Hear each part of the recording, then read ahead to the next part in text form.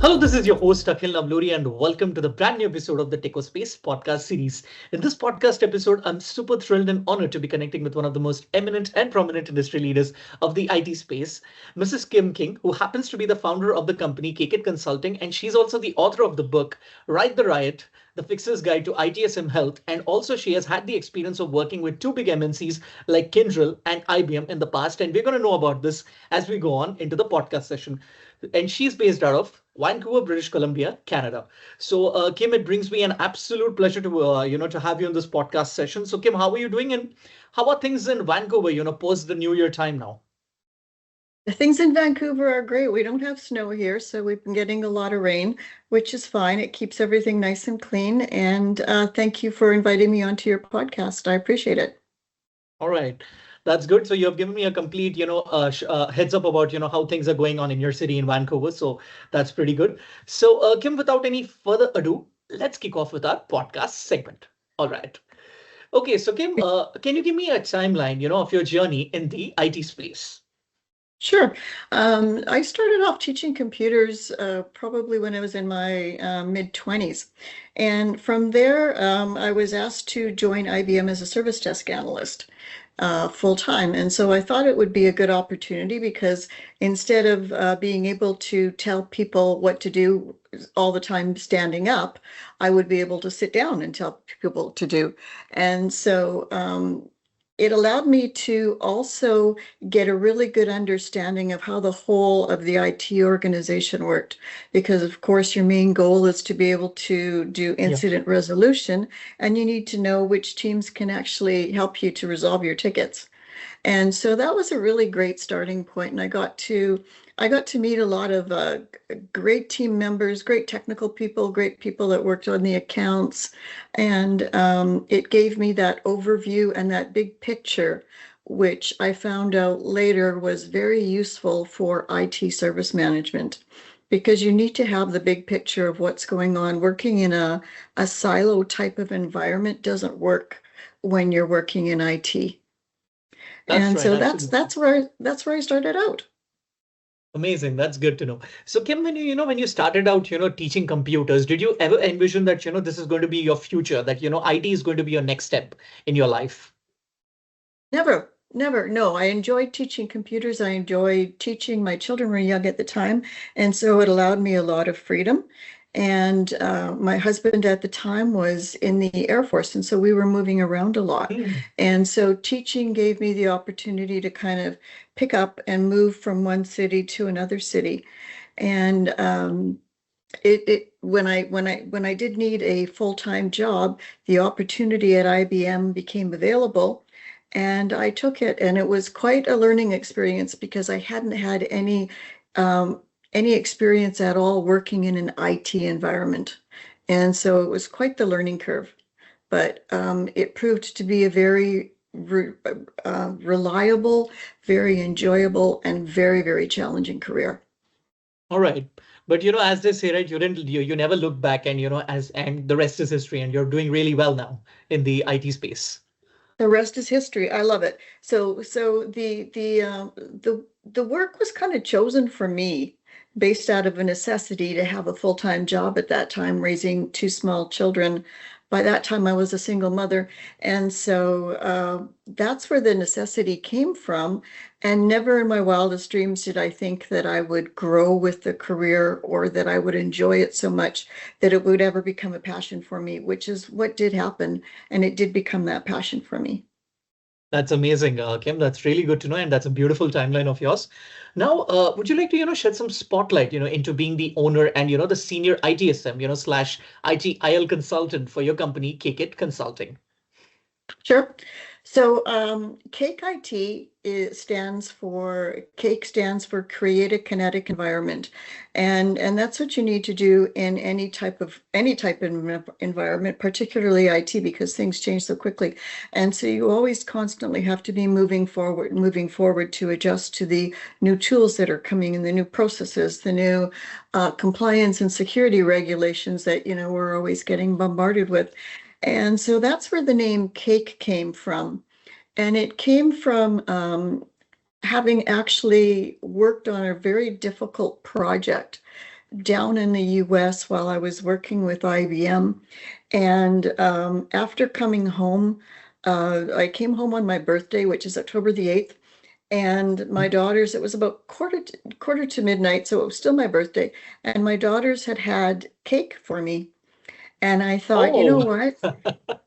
That would be if I ever started my own company because of the really tough week that I had had and coming home to a nice warm family where they had cake for me. I would call my company Cake, as silly as it sounded. And that was probably 20 years ago. And so I had always had that idea of calling a company Cake. And when I was, having to think of a company name, it just rolled off my tongue. So that's where the name Cake comes from. And Cake is basically myself. And what I do is I go into an organization to augment their existing staff with regard mhm. to any projects that they have. So I don't come in with a whole team of people. I come in with my experience based on working with 47 different clients. And those clients were under managed services through IBM, which later became Kyndryl. And then I've also done some contract work on my side, working with Microsoft, working with UBC, and just constantly learning how all of these different environments work and adapting to all of the different environments, and also having to work with the teams to come up with different solutions, focusing on how they do things so that we can basically go in there and help them to fix the issues that they have. So that was the idea behind Cake. All right. That's pretty interesting. I just love the story, when your daughters bought you the cake and, you just got the idea, I'm going to name my company as Cake It. So you said that, you got this idea 20 years back. So, I mean, counting back from then to now, did you, document about your company that, these are the things that I'm going to do when I start my company? Did you have that kind of an idea, with respect to the documentation and all that? No, I just based what I do on the experience that I bring forth. So because I've worked on so many different accounts and in so many various roles across, mostly through IBM and Kyndryl, I do BA work, I do technical writing, I do account management. I can work with different tools, I can help different teams. I'm one of the things that I did as part of my career for about 8 years was I worked on a global team wherein we were global process and solution architects. And what we would do is we were very much like a SWAT team. So when there was an account that was Okay. having an issue, they would call on somebody from our team and we would go out, and many times we would have to fly out and go to that customer site and find out what their issues were, what they were so upset about. Sometimes we were called in by the executive of IBM because Mhm. they'd had a complaint because we weren't able to meet our contractual requirements. And so I would be thrown into these situations very, very quickly, sometimes not really knowing what the exact problems were. You're thrown in with a bunch of people that you don't know. You've just arrived there, maybe the day before, or maybe that day. And so that was really exciting and really challenging, and being able to roll my sleeves up and work with the teams and say, okay, why am I here? What do you need me to do? What is the problem that you need fixed? And then how are we going to fix this problem? And then what are the next steps in order to get this moving so that we can get your issues resolved and get you back on track again? So essentially, in many instances, doing service improvement plans, doing gap analysis, doing sometimes gathering more requirements, aligning the tool with the workflow, Hmm. creating documentation, making sure that the processes were in alignment with what the requirements were, training people, helping them to understand when you press this button in the tool, this is going to affect this SLA. So it's kind of important that you press that button, because if Yeah. you don't, it's going to have a downstream effect, which is going to cause all sorts of downstream type issues, which could be anywhere from missing an SLA, resulting in a financial penalty, or just a process not working properly, or even worse, an end user not getting the resolution or getting a request or whatever that particular issue happened to be at that particular time. And so when going into these environments, having to look at everything from that big picture perspective, and I call it looking at it from a systemic perspective. So All right. taking a look at the, pardon me, the upstream decision that was made in order to do something which affected the downstream, and then trying to figure out how to balance that out so that whatever issue there happened to be could be resolvable. And so lots of different scenarios and lots of different people that I've worked with, and it was a great 8 years. I loved it. Absolutely That's loved it. amazing. That's amazing, Kim. Really, that's a beautiful approach, and I really love, the way, you were just telling that, you helped it out, with respect to the gap analysis and, understanding, which tool, fits with respect to the workflows. So that was really, really remarkable. And really, really, when I was, hearing about it, I felt, wow, this is really nice. And, I will take inspiration probably in the future and, try to help out, as I Oh, go on. that's Yeah. fantastic. I'm glad. I'm glad. Yeah.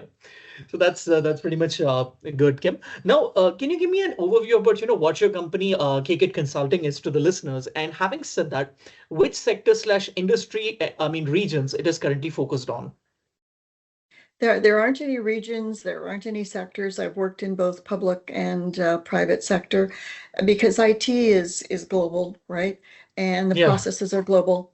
Um, so that doesn't really matter. Um, it's so Cake IT is basically a company that is here to help other companies sort out their messy IT environments. Hmm. And so I'm not usually there for a long time. I go in for, maybe it could be 3 months, it could be 6 months. It all depends on what their issues are. I work with their existing teams, so I don't come in with my whole infrastructure team behind me or anything like that because I work with their existing teams. And I take a look Hmm. at what they're currently doing in their environment, and I help them to identify the issues because that's the number one thing you have to do. You have to be open. You have to say, okay, we've got some issues here. We need to identify them. We need to do an analysis and find out what it is that's missing. And in order to do that, you need to be able to talk to the people that are actually doing the work day to day. Yep. So I would typically go in and get a high level executive overview of what they feel is going on. And I might even create one report that might be different at an executive level than another report that might be different at a working level for teams to actually work from. So depending, you have to balance out the two. And then just working with those teams and really basically rolling up your sleeves and getting into the work and understanding it. And understanding that I don't own that work, but I Hmm. facilitate those teams in order to be able to help them bring issues to the table and then help them to understand perhaps maybe this is what ITIL says, or maybe we need to do this in your service now if you want this level of reporting, and we need to adjust the workflow. We need to adjust a role that might be in your process. We might need to take a look at other processes, which are cross dependency processes, which are affecting another process. So as an Hmm. example, if you're ordering a laptop, Yep. and you want to make sure that your inventory and your warehousing are all in sync, you need to ensure that your process is going to allow for that laptop to be ordered through the request management process. It's Yep. going to have to go to a fulfillment team. Maybe it needs approval for expenses. It's going to need to go to the warehouse where it has to be taken off the shelf. So therefore, your inventory has to be depleted by that one laptop. So it's got to go through the order management process or whatever process it is you're dealing with there. It then needs to perhaps go through staging, and then it needs to be shipped to the requester who's requesting the laptop. And then maybe the person that's receiving that laptop, maybe they need some help in setting it up, or maybe it needs to be delivered and set up by a desktop technician. And so when you're looking at something as what might seem very, very simple as ordering a laptop, there are many jumps, many hoops that it needs to go through, and ultimately many processes that need to be tied together in order for that laptop to get there, in order for that warehouse to take it off the shelf, in order for the inventory to be depleted so that at some point in time, the inventory is going to need to be replenished again. And so your inventory system needs to be able to see that. And so it all has to flow together from a workflow perspective, from a tool perspective, and from a role perspective. And All right. what I mean by that is one of the first things that I do when I'm looking at a bad process or something that's not working is I look and I say, okay, what are the roles involved? Because a role in a process is what moves the process along. So it's not me, but it's the role that I have in that process. So if my role in the request fulfillment process for that laptop is a request fulfiller and I'm working at the warehouse, okay, there needs to be a role defined for me as to what I need to do in that role in order to make that process work. And so one of the first things I do is when I'm looking at documentation or when I'm looking at a workflow and I'm talking to teams, I say, what is the role? Because the role ties into how the tool is working. And your tool and your workflow and the roles all have to align together. Because I'm going to take the role and I'm going to design your workflow based on the role. I'm not going to design the workflow based on you as a person. I'm going to design it based on the role that you are fulfilling in that process. And so that's how I start off when I'm starting to take a look at something that needs to be fixed. And many times when you're working with teams, they're the ones that know all the pain points. They're the ones that can say to you, gosh, we've been doing this for 3 years like this. And we've told management about it and management doesn't want to listen to us.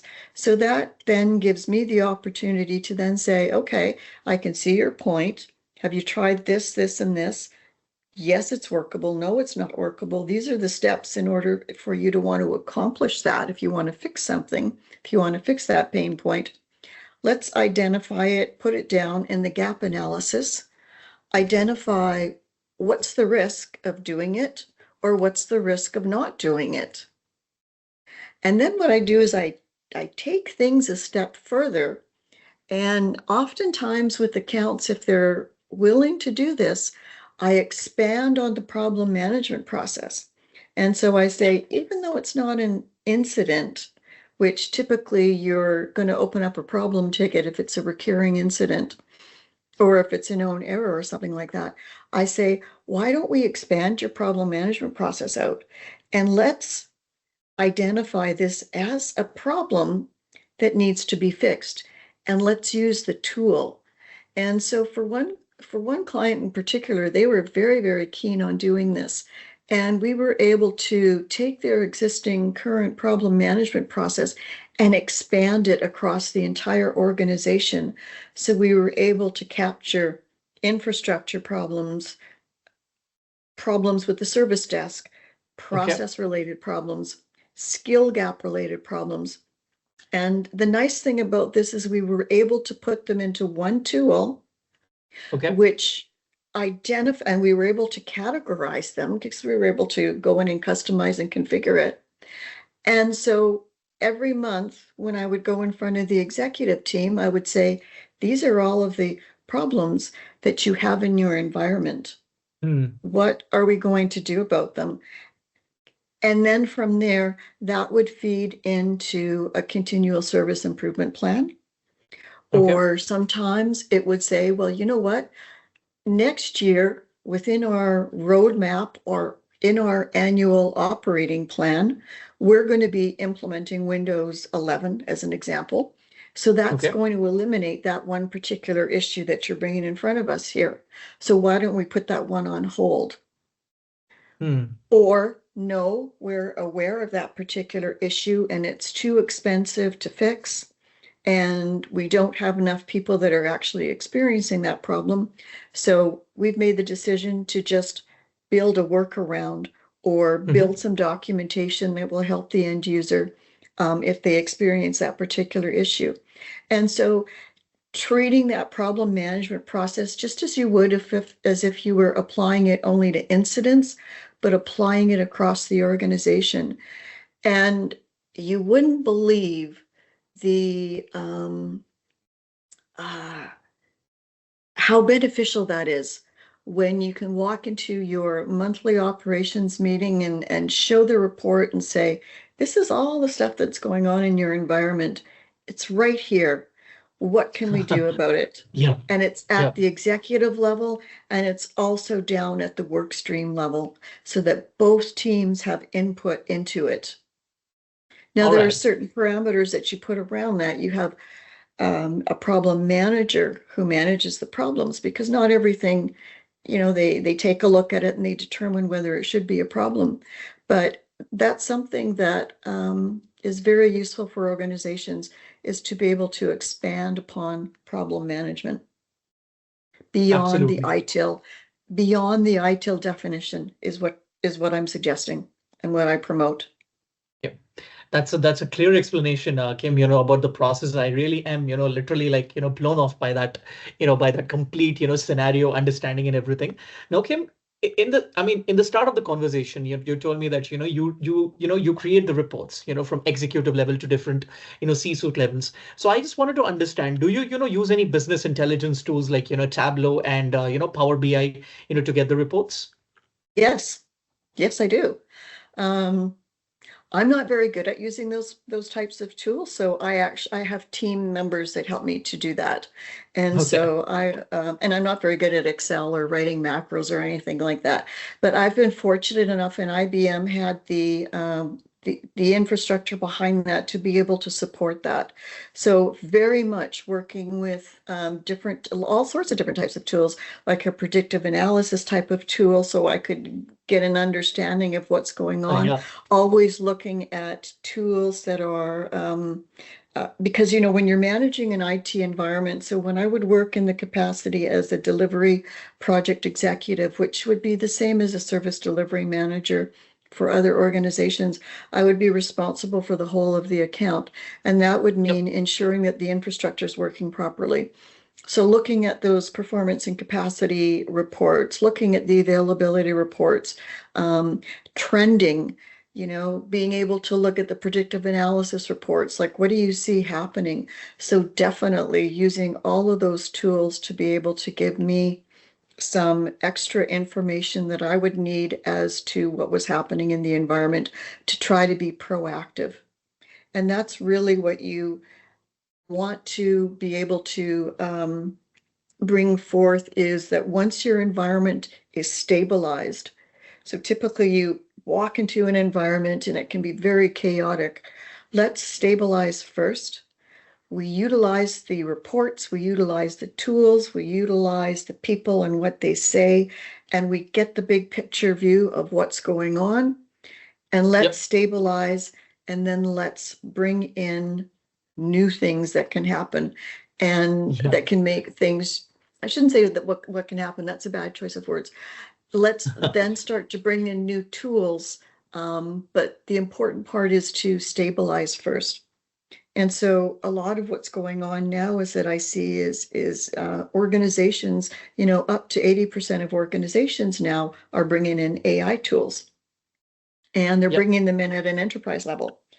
And I think that's great, because I think that AI tools can certainly help people do research that can verify things for them very, very easily. So as an example, when I was writing my book, I would utilize AI, and I would say, Yeah. okay, the 80% that I just gave you in my chapter on I said, roughly tell me how many organizations are using ChatGPT at an enterprise level with full licensing.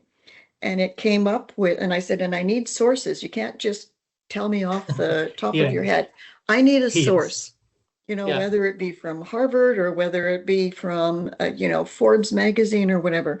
I need sources.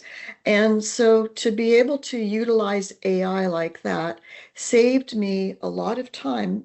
I could have eventually found that information by Googling it and by doing some research myself, but I was able to utilize AI for double checking the information that I was presenting in my book, such as, can you tell me if I'm missing something with regard to ITIL 4?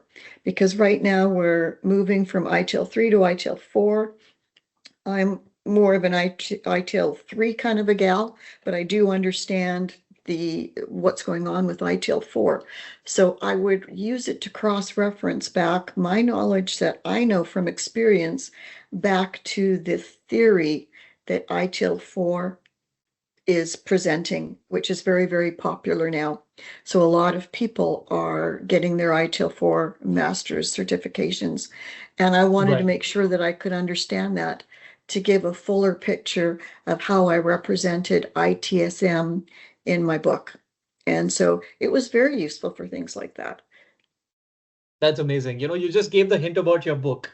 So now, I mean, adding up a follow-up to that, now about your book in detail, you know, I mean, can you give me an insight, into your recently released book, Ride the Rot, The Fixer's Guide to ITSM Health? And having said that, Kim, is there any interesting backstory, that is associated with the creation of your book? First of all, do you mind if I just step away? I have to go and get it. I actually forgot about it. Yeah, yeah, So, yeah. Please feel okay, free. I'm going to just step away for a moment. So excuse me. Yeah, yeah, sure. Surely, surely. No problem. And here it is. Okay. So Yep. this is a shameless plug for my book. It's called Rid the Rot, the ITSM Fixer's Guide to ITSM Health. And I don't know if you can see on the bottom here, it says Cake IT as well. Yeah, I can see it pretty clearly. Yeah. Okay, good. So I came up with the idea to write the book because I found that I had a lot of experience in dealing with problems that could help other organizations. And when I would read typical ITSM books, pardon me, um, I found that they were very heavy in theory. Hmm. And I thought to myself, you know what? I ITIL has been around for about 30 years. Why are we still having so many problems at the service desk? Like, come Mm. on. Why can't we stabilize service desks if we're utilizing the ITIL methodologies and the framework? What's going on here? And so that was kind of one of the ding moments that I had, wherein I thought, why don't you write a book for people that are in the IT trenches, that are already experienced with working in IT day to day, and the fun and the pressure and the challenges, and there are a lot of challenges with it because you need to make sure IT services are working, all the time. They can't take a break. Why don't you write a book for those people that are in the trenches, that when you go and you talk to them and you explain things as to how things can be fixed or how things are working, why they're working, put it in a book. And then when somebody says, you know, where can I find information about this? I say, well, buy the book. And it's going to tell you how important, as an example, working with an enterprise or a platform architect is when you're setting up your tool and when you're setting up your processes. Okay. And wherein a regular ITSM book, because it's not dealing with day-to-day delivery issues that you are on the floor, doesn't get into something like that. And so I wrote the book from what I'm calling again that systemic perspective, looking at it from the big picture perspective. How do things affect one another vertically, cross-functionally? How, if I do this and working in this silo, is this going to affect this over here? And that's workflow, tool, roles, the whole gamut. And so when you look at something systemically, you're looking at it from the big picture and able to then draw it down as to the effect that it has with the individual teams or the individual tasks that need to be done at an IT level. Hmm. When I wrote the book, the first line in the book is, "This book is not for you if you want your ITIL certification." It's not an ITIL certification book. It's a book for people who want advice as to what they do when they're coming into day-to-day delivery issues when they're delivering IT services. And what are some of the things that you can do proactively? What do you need to do reactively? How do you look at things? Because it's all perspective. And I took some of the things that I had noticed were common patterns and trends across organizations that would call me in to help them. And I took those and I put them in the book. One of those is a lack of what's happening upstream and knowing what the downstream effect is going to be. All So right. I created an entire chapter for architecture. Hmm. And a lot of people don't understand that. And it's the architecture. Why do you care? Why do that's done, at the enterprise level or at the platform level. Um, when you're taking a look at a process, you need to look at how the process has been architected initially when somebody first thought, okay, we're going to implement the request management process. So how is it architected at the top level from the tool perspective down to the process level? Hmm. And so when you look at it from that perspective, it all makes sense. Because request management, even though it might seem like a simple Huh. process, is probably one of the more complicated processes if Yep. you want it to go across your organization. Again, I'm using the laptop as an example. You know, Yep. from ordering the laptop where it comes into your warehouse, you need to make sure your warehousing, you need to make sure your CMDB is updated if you're tracking it in your CMDB. You need to make sure that your asset management database is updated. So there are a whole string of things that need to Hmm. happen when you first get that laptop. It needs to be put on a shelf somewhere, or it needs to be stored somewhere that needs to be in a secure location. Um, and then, it sits there and it waits until somebody requests it. So then the request fulfillment process kicks in. And one of the things I found is that when the tool hadn't been architected properly, people were coming into the process sort of in the middle. And so you would have an example, and it's in the book as well, because there are some examples in the book about um, the um, the good, the bad, and the ugly IT environments. Right. So the ugly IT environment would mean that you're using ServiceNow and creating forms in order to submit requests. And you might have your HR department might have a separate form to create for a laptop Hmm. that they want a laptop. Hmm. Your, another unit in your business might not want to adopt to the enterprise level process. So they might create their own form because they want to order a laptop.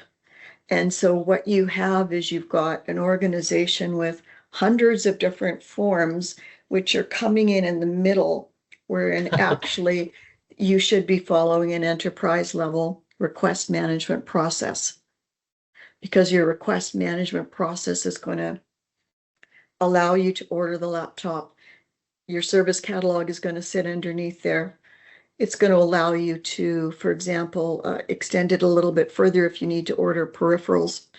Your request management process, if your identity and access management process is going to sit underneath that, because it's going to follow the same logic of submitting a request. So instead of submitting a request for a laptop, you're submitting a request for an ID, but it all sits under the architect of request management. The workflow pushes it along based on the decision points that are made. A termination request comes in. That's Yeah. a fast request. You need to have that turned around within 15 minutes. So you set up your process. Maybe it starts at the service desk, where the service desk gets an incident in, a special incident, a security incident, saying we're going to be terminating somebody and it needs to be done fast. So your service desk has got a termination policy and process designed. Number one, who's it coming in from? Well, it has to come in from, it can't come in from anybody, right? So usually it's going to come in from an authorized requester. Usually it's going to be a manager, it's going to be your human resources. Bingo, somebody gets a termination request. It's not going to be the type of request that you're going to be able to see in the tool. So those types of requests are going to be not visible, that you would normally see other requests that might be visible in the tool. And then there's going to be a process for the identity and access management team, or your security team is going to be contacted, and they are going to start by probably killing your Active Directory ID first, and then starting the offboarding process from there. And so when you look at your environment systemically from that perspective, and how one thing bounces to another, then you can start to understand where the issues are, and you can understand how to fix them. And when you start to think that way, then what I say in my book is, now you're becoming a fixer. You now have the fixer mentality, because you're looking at it systemically. It's when you're looking, just as a doctor, when they're trying to find out why your tummy hurts. They're not only focusing on their tummy, they're asking you a lot of different questions, in order to key in on why you're visiting them. And so that's how you need to look at when you're looking at issues in your IT environment. You're looking at the whole body. You're not just looking at the tummy. Yes, the entire thing, the entire integral part. Yes, correct. Yeah. So, Kim, now, since, you have, you've told me that, through KK Consulting, you're identifying the gap analysis. Now, when we talk about, some kind of a discrepancy in the architectural point of view, let's say in the process point of view, like, how much time did you, help the company to, fix the problem? Like in how many months, or let's say how many weeks? Usually what we do is what I was brought in to be there fast, to get something done quickly. And then typically when things were stabilized, then I would leave and I would move to another account. And so I might have been anywhere from 3 months to 6 months involved in identifying something. Usually within the first week of being there, I'm focusing on talking to the people and looking at, excuse me, their current tools, looking at their documentation, looking at any contractual documents if they have SOWs with vendors and so forth, and able to get a sense of where they're at pretty quickly, because having worked with 47 different clients throughout my career, there are patterns, there are trends, and I can recognize these. And so it's a matter of then working with the teams, identifying the priorities, and then putting in the action plans to get the stuff moving. Talking with the stakeholders, talking with the executive team. Do you see this as a priority or don't you? Or like the Windows 11 thing that I had mentioned, don't worry about that. We're going to be doing a Windows 11 refresh in the next year or so. Yeah. So it's not going to be worth it to try to fix that right now. So there are a lot of different aspects that go into when you're doing a service improvement plan or you're helping teams to try to fix their environment. And the key is to identify it, to be open about it, and for people not to get in trouble for identifying issues. And so they have to feel safe, they have to feel secure. And that means that leadership needs to sometimes step up and say, yes, there are problems. Yes, sometimes we created these problems. Now let's just work towards fixing them. And so what we're seeing now, we're seeing humanizing IT. We're seeing, let's make the environment safe for people to bring these problems forth so that we can then recognize them and then put improvement plans in place, do continuous service improvement, build to that once you are stabilized. And then, ITIL 4. ITIL 4 is about breaking down the silos. ITIL 4 is about continual service improvement. And that's what I've been doing for the last 30 years. ITIL 4 finally caught up to what I was doing. Yep. That's brilliant, Kim. That really, gives me a complete idea on that. Now, Kim, having, worked 25 years overall, in managed services, with respect to the companies like IBM, Kyndryl, like what were your key learnings, that you have grabbed, and, how did that shape your career? The key learnings were that each IT environment is different. So in managed services, you are dealing with the client's IT environment. And you also have, an IBM or a Kyndryl coming in and trying to bring in best practices, overlay processes together so that you are working with multiple vendors. So 30 years ago, IT environments were very different. IT environments were very centralized. You typically didn't have cloud back then. You didn't have the number of vendors that you have now, so you didn't have the level of complexity. So 25, 30 years ago, managing an IT environment was much simpler. You bring in all of these vendors, you bring in SaaS, you bring in your cloud vendors with different SLAs, different KPIs, different tools, different teams that they're working with. And that adds all the complexity. So I actually think what's the trend is that IT environments are getting more complex and people are having a hard time keeping up because there are so many changes that are happening so quickly.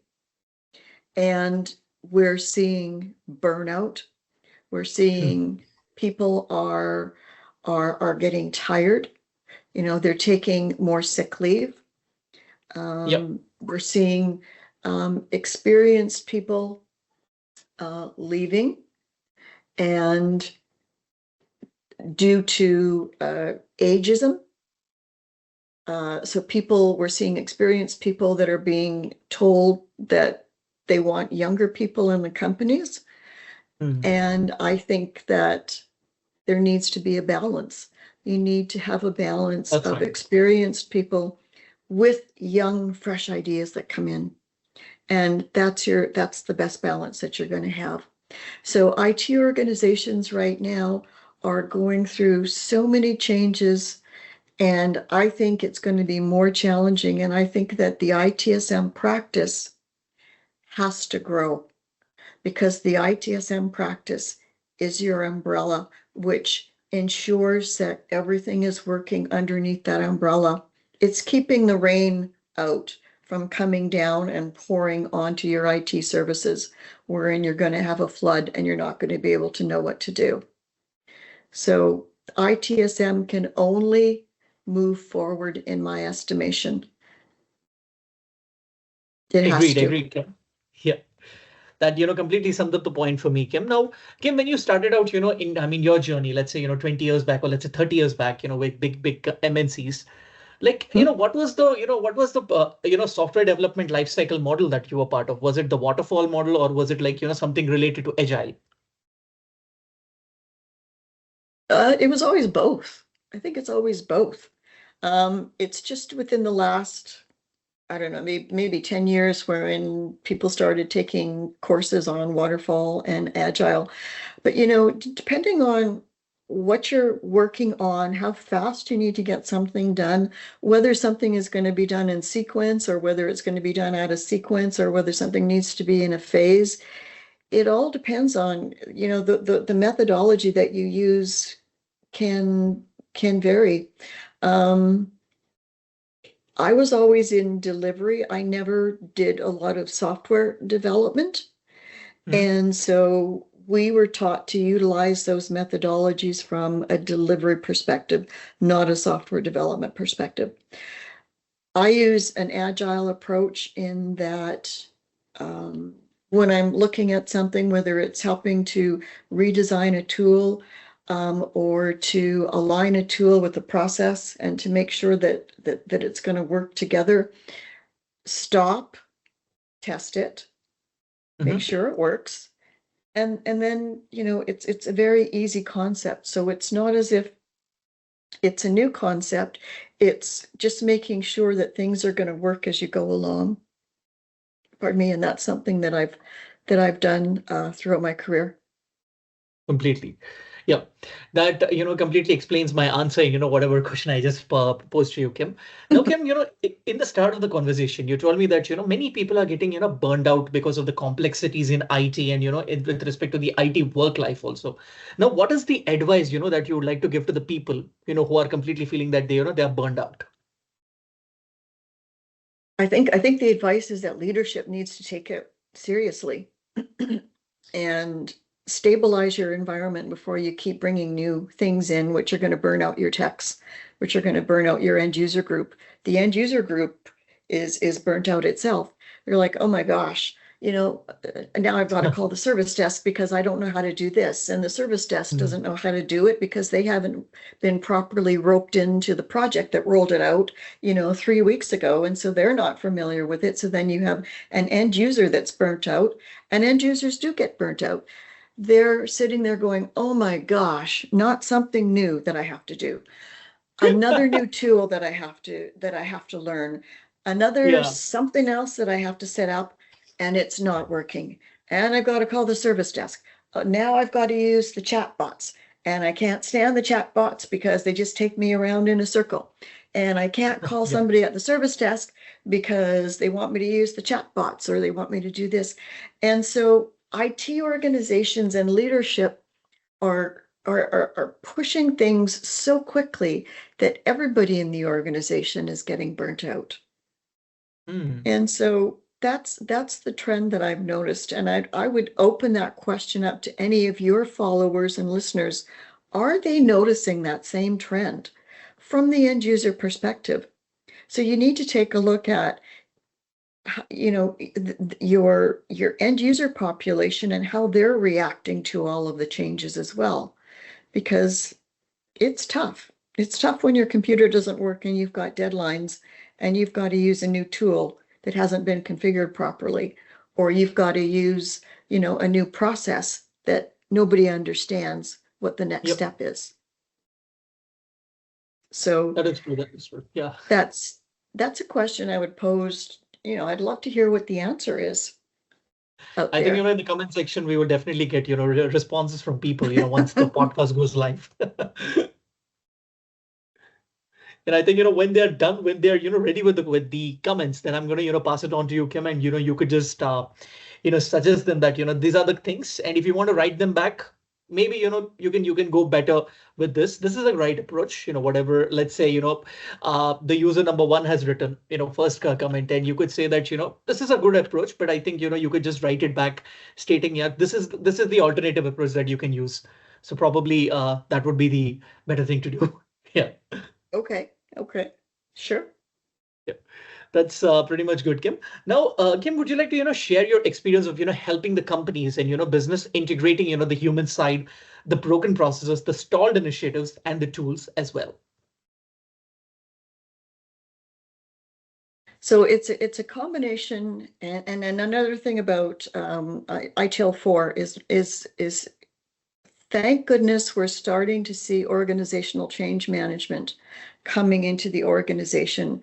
So organizational change management being that the people side, the training side, the getting everything ready prior to actually rolling something out is becoming more prevalent. So what I'm seeing as well is organizations are now implementing and taking very seriously organizational change management.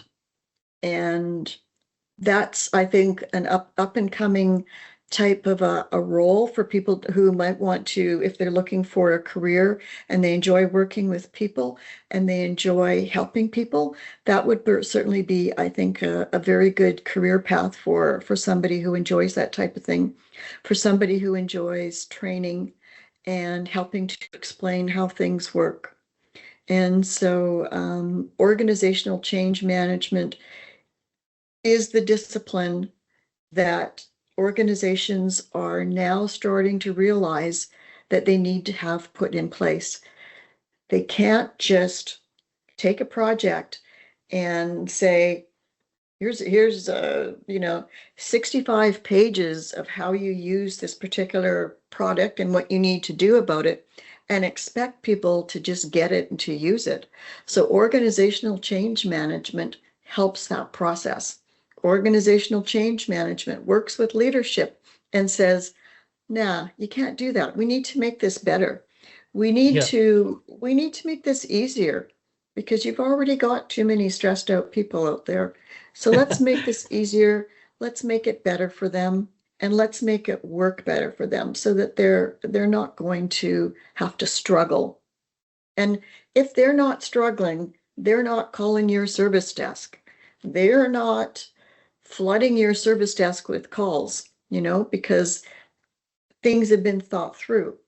So ideally, you would bring your organizational change management into situations where, for example, you are rolling out a new project or you are rolling out a new service, and the organizational change management and the business analysis that accompanies that have to be able to understand the IT environment. What I mean by that is I've seen a disconnect. I've seen a disconnect with business analysis that comes in and they don't understand how IT works. Big Exactly. disconnect there. So I would encourage that if you are a business analyst to start understanding ITSM and how does the IT organization itself work, because that's where you're going to be able to add value, whether you're helping to do a service improvement plan, whether you're helping on a project, whether you're helping with an RFP response or you're doing business requirements documentation. All of that stuff requires that you understand the environment. And I would say, in my experience, probably the most of the time, 80 to 85%, the business analysts that I've had to work with haven't understood IT. And so they've needed a lot of hand holding. And so if they wanted to expand their career options, study IT and understand ITSM. Exactly. Now, to avoid the disconnect, Kim, do you suggest, the business analyst to, understand the entire workflow of IT? And also having said that, have a word with the clients, with the client side and get to know more about the workflow. Do you suggest that, or do you suggest any other alternative approach to it? Typically when you're defining something that's new, whether it's from a project or whether you're introducing a new service, you've got a solution architect. And so that's what I used to do as well when I was part of this SWAT team. I was a solution architect. There's also another role which is extremely important, and I don't don't see it a lot, which is a services integration lead role. And that Hmm. particular role goes across horizontally. And Yeah. it can be the same as a services delivery manager role, but it focuses on making sure that all of the services are integrated properly across the the IT organization and for the enterprise as a whole. And so I would encourage companies to bring services integration roles into their IT environments. And those services integration roles would work with somebody like a solution architect who's looking at the process, who's looking at the tool, who's looking at the people, tools, technology, process. If you look on Yeah. that old Venn diagram, um, Yes. and then work with the business analyst because their skills are in defining business requirements. So if you have solutions architect, you've got a services integration role or a services delivery manager and a business analyst together, you should be able to capture everything that's going to be going across that you need to identify as issues. Trust me, Kim, if a business analyst is going to hear this, it's going to be like gold for him, like the $1 million question about how he can, improve the entire workflow of his, tenure in the IT industry. Good. I'm glad. I'm glad. Yeah. All right, Kim. Now, Kim, like, are there any interesting success stories and anecdotes, that you've experienced in your entire IT journey that you would like to, share in this podcast session? Probably the one that steps into the forefront of my mind is I was brought into an account. This was when I was working with IBM, and I was Mhm. brought into an account because the account had transitioned over, and it was about 6 months old, and the SLAs were going to kick in after 6 months. And 2 months, so we had a grace period, and we were into the 2 month after the grace period, and we still were not able to meet some of the SLAs, particularly at the end user services level. Oh, So your okay. service desk and your desk side teams. Infrastructure was okay, but the service desk and the on-site desk side teams were not able to meet the SLAs. And at that time, the tools didn't necessarily have very good reporting in them. And so you needed to stick on a back-end reporting tool, such as Crystal Reports as an example, and then integrate it. And that was a big deal as well. And so anyways, I was called into this one account, and the account team was in a panic because they weren't sure whether they had met their SLAs for that third month or not. And the way Mm. that the contract was set up was that if you don't meet your SLAs for 3 consecutive months, that's grounds for termination. Now, I had never seen any account ever terminate after something like that.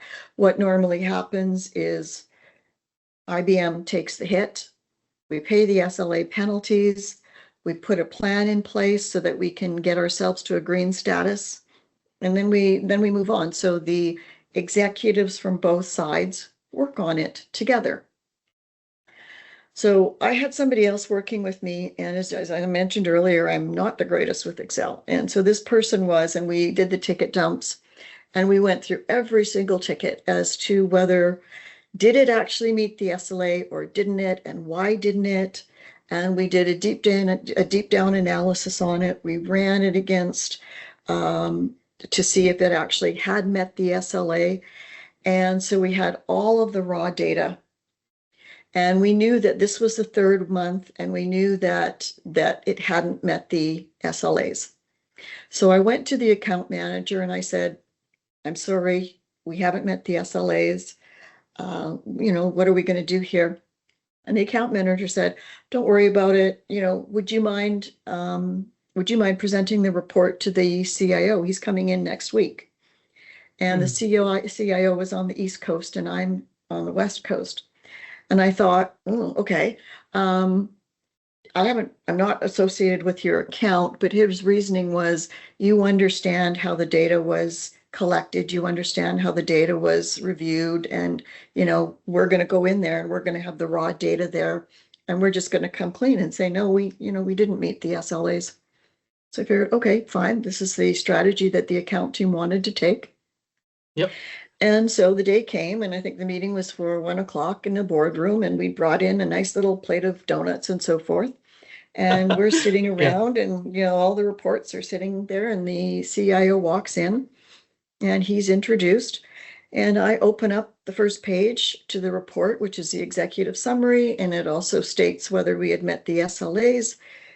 Turn the report over again, expecting to see green. And what does he see? He sees red again for that third month because it's a Oh trending my God. report. Yeah. He sees the red. He turns red. He slams the report down on the table and says, start termination proceedings, and then walks out of the meeting. Oh That God. was it. Hmm. We lost the account. 6 months later, they were out. So that was probably the most extreme. We were all just sitting there going, oh my gosh, like, does anybody want a donut? Nobody wanted a donut. We were just shocked. And I think the account team was shocked as well, because we hadn't certainly expected that. And I don't think it had ever happened, in IBM before then, because usually you work it out ahead of time. Yep. But no, that's what happened. So that was probably one of the more surprising elements that we had to deal with. That's pretty sad, Kim, hearing about it, and it's really, really extreme. I can see the tensions of, the entire team when, when the CIO is reading the thing and you're like, no, no, it has to go good. But then, it turned out to be something else. And I'm like, okay. And I was stumbling because I was saying, blah, blah, blah, here's the raw data here, and this is what we can do, and blah, blah, Yeah. blah. And in the meantime, I'm thinking to myself, why am I doing this? Why am I doing this? This should be done at the account management Yeah. level, not somebody who's just been here for the last, month or 6 weeks. Mhm. But I mean, the whole meeting ended rather abruptly, and that was that. Oh God. That is pretty extreme to hear that. And yeah. Now, Kim, when we, just go back to, to that account, getting a failure, like you told me that majority of the SLAs were red. I mean, were they red because of the reason that, there was a broken process in that entire project? There were broken processes. There were, because it was at the end user services level, we noticed the SLA hold codes weren't being used properly. And so that's a no-no, right? So you Mhm. can't pass the ticket off as green when the SLA hold code hasn't been used properly. So in Exactly. that particular instance, we had to mark it as a fail, because Hmm. we looked at this with integrity, and you can't say that we passed it because there were certain criteria as to when you put a ticket on SLA hold. Other tickets, I remember one ticket, somebody hadn't closed it, and I think it was like within 2 or 3 minutes of it within the SLA. And so it was a matter of people not understanding what they needed to do in order to meet the SLAs. Which buttons did they need to press? When did they need to press them?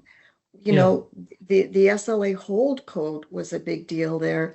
And so we learned a lot of good lessons there, because we had to do such a deep dive analysis on the tickets, and Right. very simple things as to why we hadn't met our SLAs, and things that we talked about organizational change management. Had that been explained at the onset, perhaps this wouldn't have happened. If they knew more at the beginning. So I remember what I did was, Yep. I created a sheet of paper, and on the sheet of paper, I had a screenshot of the tool Mhm. and which buttons you needed to press in order to make sure that you meet your SLA. Click on this button, click on the resolve button, click on this button. Make sure that when you're transferring the ticket that it's, if it's a high SEV or something like that, make sure you do a warm transfer so that somebody's going to pick up that task in the ticket, because you're also getting measured on how much time it's taking to move from one resolution group to another. that time is also going to affect your overall time for how long the ticket is open for. So if you have a ticket that's exceeding the 8-hour limit because it's taking too long to get from one resolver team to another because they're still doing triage in it, you've lost your SLA. So there could be a lot of different reasons. So you have to go back and look at the ticket, look at the statuses, look at what was Yeah. missed, and then based on that, figure out what you do in order to put those improvements in. Yeah, that's a thorough, tedious process, Kim. I totally understand that. Now, Kim, I mean, in which year did this, situation happen? And Oh, this happened, oh my gosh, 20 years ago. It happened a long, long time ago. It was before you had tools like ServiceNow. As I said, they were using a tool which you needed to put crystal reports on the back end. And so at that time, they were still playing with how to do reporting because you were dealing with a number of different tools that had to integrate together. So it was yeah, a little bit more complex than it is now. Now you get ServiceNow and you've got built-in yeah, reporting. You don't have to worry about it. So you yeah, make sure that you've got your KPIs and your SLAs in there configured, and boom, there's your report. But back then you that's had to amazing. build them. So That's the right it was relief a for long people time now. ago. Yeah. Yes, it was a long All time right, then ago. I think when I was a kid, probably 20 years back, because then I think that's the time when I was in school. So, When you were a kid 20 years ago and I was yeah, dealing with crystal reports, okay. yeah. All right, Kim. So, before we, conclude our podcast session, let's take a lighter route. All this while I was completely, bombarding you with questions about, your journey, about your company, KKIT Consulting, about your book, and, about all these, things, that you have, experienced in your IT journey, and all about, the workflow that you have mentioned about end to end, about, the request process management and everything. Now, Mhm. in the form of a quick rapid fire round, let's go to a lighter route, and where we'll be just, talking about your likes and interests. Okay. All right. So, Kim, the first question to you in this rapid fire round. So, Kim, what's your favorite hobby? Depends on what phase I am in my life. So when my children are younger, I used to sew, their Halloween costumes and so forth. So my hobby back Yeah. then was sewing.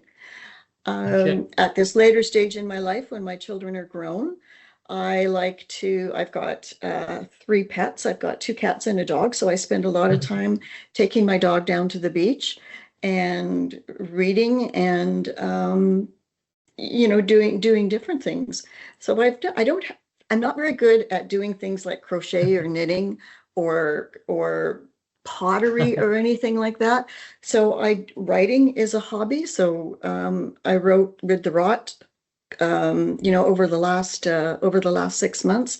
I've also written a couple of other books which I haven't published. I've written a children's book which I haven't published. So those are some of my, I guess, what you'd call hobbies. Amazing. That's nice. That's good to hear, Kim. Now, Kim, you told me that, you are into writing. Now, having said that, do you have any favorite book, that you like to read again and again? Yes, I like to read a trilogy of books. It's called Conversations with God by Neil Donald Walsh. And Okay.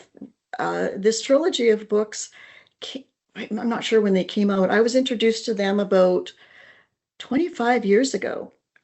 And I continually pick up one of these 3 books. I've got them on my Kindle and I read them. And it's the concept of how the world works, how humans work. It's not a religious based book. It's not that at all.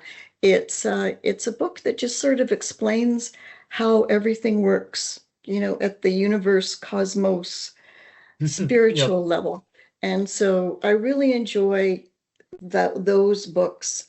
As well as I read, Patricia Cornwall, and I read about, murders Okay. and Yeah. stuff like that. So I read a wide variety of different types of books. Nice. That's a good plethora of list, Kim. Now, Kim, since I'm Indian and I come from India and my origin is Indian, so I'm pretty much keen to ask you this: like, what is your favorite Indian food that you always like to try? Butter chicken, of course. Butter Doesn't chicken, everybody okay. love butter chicken? Does anybody not like butter chicken? I think you shouldn't ask me this question because I'm vegetarian. I have like I buy the butter chicken in the jars so I can make it easily. Oh, okay. Yeah. It's a pretty famous dish here in India, Yeah, coming from the north part of India, and people are really crazy about it across the different it's parts of India tasty. as I well. mean, it's a tasty dish. Every time we order Indian food, we order the butter chicken. That's There's nice. also some I don't know what it's called, but there's some little fried fish, and you have lemon and onions, and I don't know what it's called, and I order that as well, or my daughters order it for me usually. But yeah, what about you? What's your favorite food? Since I'm vegetarian, right? I like a dish called palak paneer. It's like, complete spinach gravy and having some, Yes, cottage cheese. So that's yes, one thing that I just can go on and on. yes. I've had that as well, and it's very good. Yes, Yeah. very good. What about Western food? Western food, right? I love pizza. I'm a huge fan of pizza. What kind of pizza? Well, you're vegetarian, so cheese or with veggies on it. What about, you know what we have in Canada here? Um, Pineapple pizza, I love ham and pineapple pizza. pineapple. Yeah, yeah, very popular here in Canada. And a lot of people think it's a weird combination, but it actually works with the sweetness, with the pineapple and the cheese. It Yeah. works. I don't know why people have, that mixed opinion about, having pineapple on the pizza topping, but I feel that's a very I good don't know. combination. I do too. I do too. I like it as well. Yeah. And when it comes to, vegetarian toppings, since Kim, you've asked me this, I like to try different things. It's not like, I have a fixed topping list or something like that. Whatever is there, whatever actually, catches my eye, I'm like, okay, I'll go for that. So, And do you like desserts? I know, like with Diwali, you're a lot of people tell me about all of the sweets that yes. they like to consume during Diwali. And in fact, on one of my sprinkles that I did on LinkedIn was to show all the different types of sweets that you Yes, like yes. to that the Indian people like to eat. So what we do is, during the festivities, like Diwali or let's say it's Dasara. Dasara is one of our another festival. So what we do is we distribute sweets. We go to our relatives' house. We, give them a sweet and they give us a sweet. So it's like different, accumulation of sweets for the entire year. It's like that. That's a lot of sweets.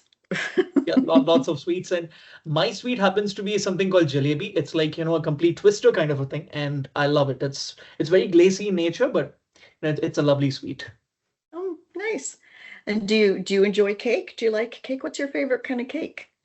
My favorite cake could be, chocolate cake. It can be something like pineapple cake. More of those lines, yeah. Now, have you heard of a pineapple upside down cake? I heard of it, but I've never tried. And does that really exist? Yes, it does. In fact, it was very popular in the 1950s and 60s.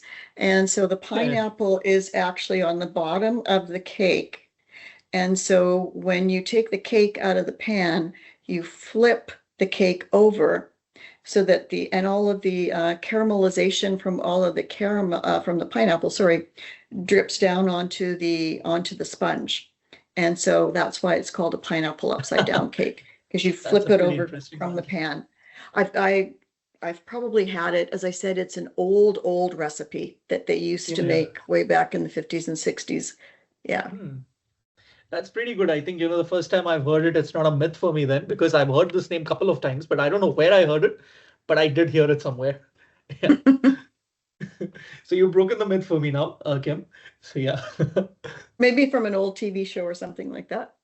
Yes, yes. I think because I watch a lot of these old English classics, sometimes old sitcoms. So I've heard this couple of times from somewhere from there, but not sure exactly where. Yeah. All right, Kim. So, Kim, like, what is your favorite holiday destination? Since you told me that, your husband was in Air Force and, you traveled a lot. So out of all the places, which place did you like the most? Um, hmm, New York, New York Okay. City. Yes, New York City. I traveled to New York on my own for business, for clients. And also, I took my daughters there for Christmas one year, and we had a wonderful time. Wonderful people that were there, and I really enjoyed myself there. I loved it. Amazing. I've been to New York myself. I stayed in the US for 3 years, Kim. My father used to work in the New York near the WTC, the old one, before 2001's actual thing happened. So Hmm.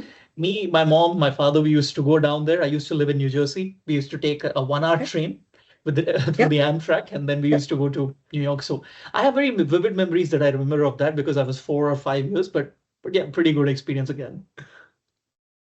Yeah, we loved it. And I remember on the Christmas day, we went to Chinatown and we went and saw the Rockettes and everything, Macy's department store. Um, and the people I found in New York when I was down there on business and personally, I was expecting, as everybody says, they're going to be rude. I never found anybody to be rude. I found the New Yeah. Yorkers to be very, very helpful and wonderful people. Yeah, that is true. Because, I mean, I feel that, we should not believe the social media cliches because people will say a number of things. Unless and until we Yes. experience it, that cannot be true. Yes, yes. And I worked with many Americans because as I said, I did do a lot of traveling down to the US. Yep. Um, and I didn't find them any different than working with Canadians. I did find that when you went to restaurants, the portions were bigger there. But other than that, and you could buy liquor in some of the 7-Elevens and stuff like that, which you still Okay. can't buy in Canada like that. They've got stricter liquor laws here. But no, I found all the Americans absolutely wonderful people to work with as well. Amazing to know, Kim. Now, Kim, if there are three restaurants in Vancouver, that are your favorite, what would that be? 3 restaurants in Vancouver. Yeah, that you like. I mean, your go-to restaurants in Vancouver, the three go-to restaurants. I like to go to a restaurant called the Keg, which is a steak restaurant. Okay. There's also another restaurant my one daughter and I go to because they've got burgers and they use beef tallow for their fries, Uh-huh. which is called Monzo. Okay. And then there's another little restaurant that I go to and I take my dog and we sit on the patio and it's right in the harbor of Vancouver. It's right near what's called the Burrard Bridge. And we'll sit outside and I'll have a beer and fish tacos. Okay. And so that's usually I'll go by myself, and that's usually after we've been to the beach and we've played ball for a bit. And because he's allowed to sit on the patio with me, it's nice. So enjoy my beer and I enjoy my tacos and my dog. Interesting choice for sure. Now, what was the first car, Kim, that you have purchased? First car I had was a Dodge Dart. Hmm. And I don't know if you're familiar. It's the car that had in the back window, it was slanted. You might have seen them in some old movies, but that was the first car that I had. And it had a bad carburetor. And so it would stall all the time. And so what I would have to do is I would have to lift up what's it called? Not the roof, but what is it called? You can say convertible or let's say a Skydeck kind of a thing. No, look where the hood. I would have to lift up the hood. And I would also Yeah. always had to have a pencil or something with me because the carburetor would overflow. And so I would have to stick the pencil in the carburetor so that it Hmm. would release, I guess, the liquid that was in there, wait for a few minutes, and then it would turn over and I could start. And so this would Okay. happen, if I was sitting at a red light or wherever. So it just became a natural thing for me to do, to stick that in there. And then I quickly learned what a carburetor was. Absolutely. That's good to know. That's interesting to know. Now, Kim, like the last two questions to you. Like, Kim, what is your all-time favorite, Canadian sitcom or let's say American sitcom for that matter? Oh, Seinfeld. Seinfeld? Okay. Oh yes, definitely. Not even, I don't even have to think about it. Seinfeld. It's just so quirky, just the writing, just the acting. When the first time I watched it, I was just amazed at how good it was. And so I've always been a lifelong fan of it ever since it was first aired. I've watched Seinfeld. I still do. All I right. still find it very funny. That's interesting. I like a show called Everybody Loves Raymond's, and I watch it with my I, mom till now. yes, yes, that's a good show as well. Yes, very funny. Hmm. Yeah, really funny. I'm a huge fan of the protagonist Ray Romano, and I like his comedy timing. It's I do too. I do too. yeah. All right. So, is there any Canadian sitcom, Kim, that you would like to suggest our listeners? Schitt's Creek. Okay, The Creek. Okay, Schitt's Creek. It's called Schitt's Creek. Schitt's Creek. It's Okay. yes, it's a it's with Eugene Levy, Daniel Levy, Catherine O'Hara. It's hilarious. It's so well written. I think there are 5 seasons of it, and Schitz is spelt Schitt, Creek, Okay. Yeah. and it's purely Canadian, a Canadian cast, and it's absolutely hilarious. So, Seinfeld and Schitt's Creek, those are my two shows, and Schitt's Creek just happens to be Canadian. Okay, that's interesting choice. I think I'll go look about, go look on that for it. Yeah, for sure. Now, the final question to you, Kim, like, since you're Canadian, what, thing makes you, a proud Canadian? Hmm. I think what makes me a proud Canadian is being able to accept all of the different cultures that have come into Canada. It started when I was a child, and Mhm. so I think it happened sooner here than maybe it did in the U.S. because Pierre Mhm. Trudeau um, wanted multiculturalism in Canada. And so it was very common for me to play with children that were from Portugal Mm. or Okay. from from Africa or just from different regions from the UK, um, which I don't know if there was as much of that back in the day as when I was a child going on in the US. And Mhm. so, and there would be pockets of people. So there would be in the city where I grew up in, which was Winnipeg. So there'd be a Ukrainian committee, there'd be a Polish Right. community, I should say, not committee, a Polish community, a Portuguese community, an Indian community. Yeah. And as kids, you all went to the same school and you just all played together. And that's the way it was. Amazing. That's really good to hear. And I'm sure, like, in Canada, there are a lot of Punjabi people, I mean, from Yes, my part of the world, yes, they're from the yes, north side, Punjabi people. So, yes.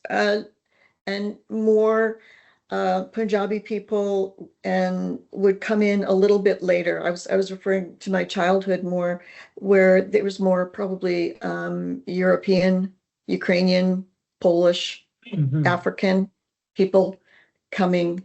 And then later we started to see more East Indian people coming and other from other places in the Middle East as well. Yes. Okay. That's a complete cultural melting pot then. Mhm. It Pretty, sure pretty is. interesting. So when you go to Canadian cities, there are always a lot of uh, very different types of restaurants, other Mm. than your standard type of Canadian restaurants or American food style chains. There are usually always a lot of foreign restaurants with different, which appeal to different palates. All right. Pretty interesting. Then when I come to Canada, probably to Vancouver, I would definitely, try it out because Vancouver is that city, that's always on my on the top of my bucket list because I've heard a lot about Vancouver city, especially about the picturesque locations and everything. So that actually blows Yes. me out, and I would love to, visit it sometime in the future for sure. Vancouver is one of the most beautiful cities in the world, and it's true. You can Google it. And it's a beautiful city because you have mountains and then 10 minutes away you have a beach. And Hmm. I live Right. across the street from a beach. And so that's why I'm able to take my dog down there. And again, if I wanted to go skiing, it's a matter of a half hour and I can go up the hill. I won't go skiing anymore because I broke my leg skiing a number of years ago. But so Okay. it gives you the extremes of the beach and the mountains. And I don't know if there's any other place like that in the world which gives it to you in such close proximity, like within I don't literally think a so. half an hour. Yeah. Yeah. I don't think so. There is something, and never heard of it, as far as I'm aware of it. So, And it's a beautiful city. It's a all right. beautiful city. Interesting, interesting, Kim. So, Kim, finally, thank you so much for taking time from your busy schedule and being part of my podcast initiative. It was such a lovely time, conversing with you and going through your journey and where you were just telling the entire workflow, about how the things should be, how a process should be improved. That actually struck a chord with me, and the way you started your company and the way the name came about, that was so relatable. It was really relatable. It was so good, and the way you have worked, your experiences counted, and then again about the anecdote, pretty it was a pretty extreme thing to hear about, but again Yeah, it's what it is. Yeah. it is what it is. It happened. I want to Yeah. thank you very much. This has been an honor for me and a pleasure. Thank you very much. Thank you, Kim. All right, listeners, on this note, this is your host Akhil Navluri signing off. We would be back with another podcast episode with another eminent industry leader very soon. Till then, keep listening. Goodbye, stay tuned, and au revoir. Thank you.